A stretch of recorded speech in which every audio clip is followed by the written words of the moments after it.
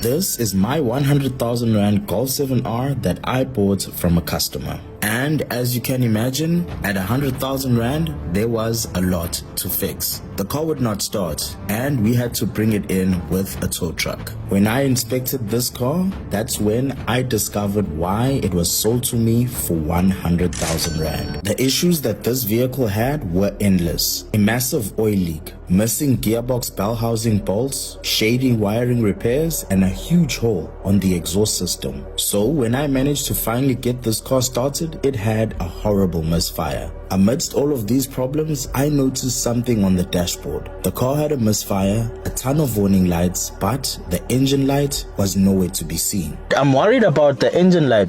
So we're actually supposed to get an engine light right here, right there, right next to this EP, right next to that EPC light. We're supposed to get an engine light right next to that EPC. Now this led me to believe that there might be something wrong with the computer box and the cluster of this vehicle. So after fitting a test computer box to run the car, it ran slightly better.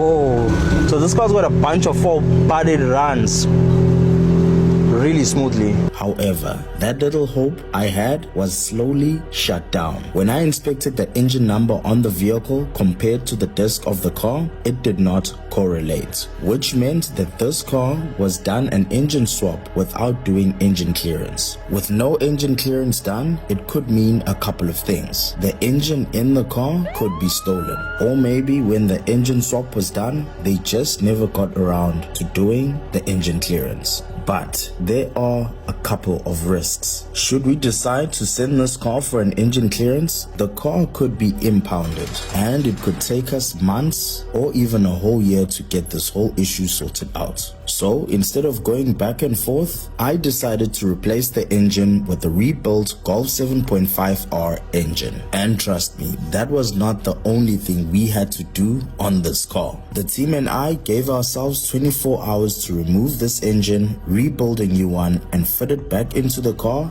and take it on its very first proper test drive. I also had to replace the wiring loom on this Golf 7R because all of this faulty wiring can give us more problems in the future. The engine rebuild process was a very smooth process because I have done plenty of these engines before. Now, the moment of truth. Everything was connected. The wiring loom replaced. It is time to give this car its very first startup.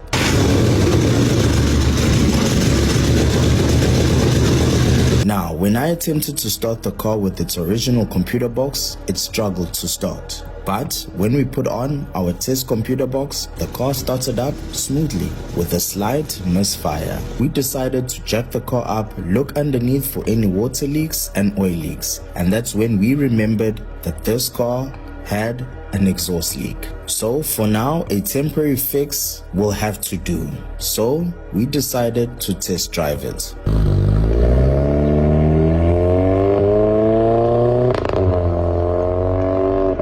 On the test drive, an EPC light came on, which immediately put the car into limp mode. On Volkswagen vehicles, limp mode will sometimes not allow you to pass the revs of over 2000 RPMs. That is a feature on most VW vehicles to help preserve the engine and not harm any components on the engine.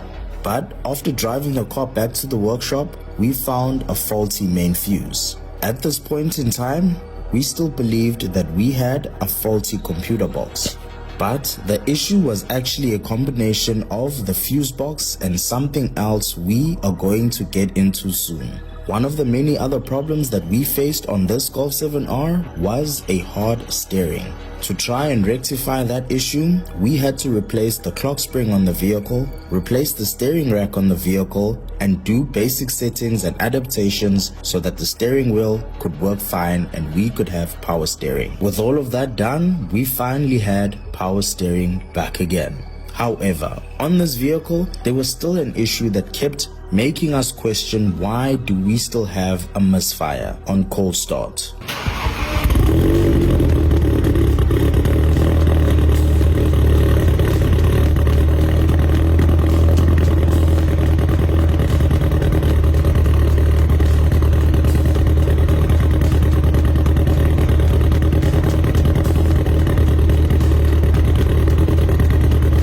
soon as the vehicle would be warm enough, the misfire would just miraculously disappear. That brought us back to the issue that we kept asking ourselves as to why don't we have an engine light on this car. At our workshop, we've worked on over hundreds of Golf 7Rs and GTIs. And I can tell you something for mahala. There's always an engine light on the dash. And since we didn't have an engine light on this car, that definitely meant something was wrong. EPC light on, no engine light.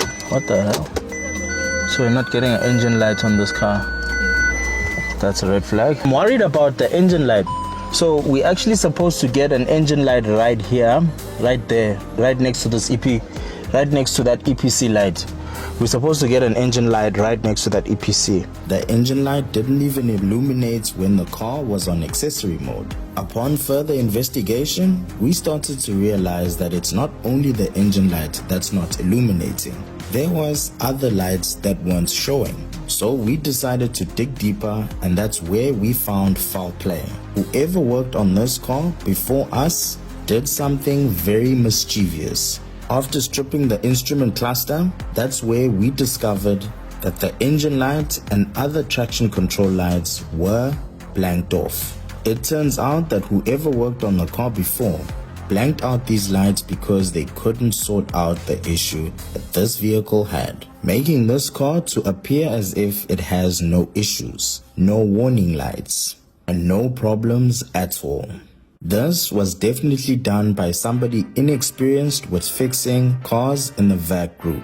And something I can tell you guys is that cheap is always expensive. So after discovering that all of these lights were blanked off, we cleaned up the cluster and put it back onto the car and plugged in the diagnostics machine. So it turned out that the computer box wasn't that bad after all. But we still have to sort out the misfire on the cold start. That's when we discovered that the misfire on cold start was actually caused by a fuel rail pressure sensor. A faulty fuel rail pressure sensor can cause a lot of faults and a lot of symptoms on the vehicle. After replacing the fuel rail pressure sensor, the cold start misfire was sorted out. And for the very first time from buying this car, it finally had no lights on the dash the right way.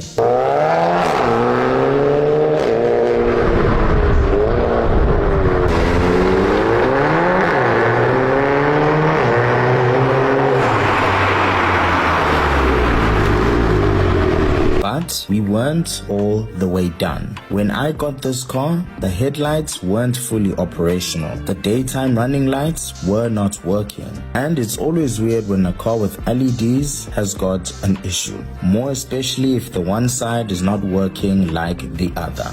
And the main goal of this build is to make this car OEM Spec Plus, and of course restoring it back to showroom condition. So we had to replace the xenon module on this headlight, which was a costly affair. And after that, the car looked amazing, sounded perfect, and performed very well.